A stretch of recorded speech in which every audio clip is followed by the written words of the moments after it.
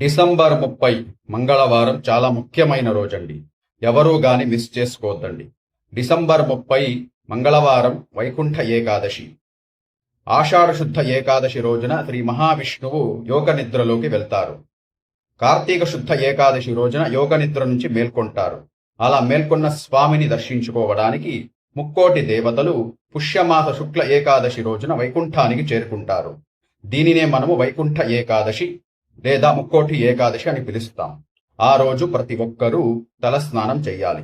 చేసిన తర్వాత దీపాన్ని వెలిగించి ఏకాదశి వ్రతాన్ని తప్పకుండా ఆచరించాలి.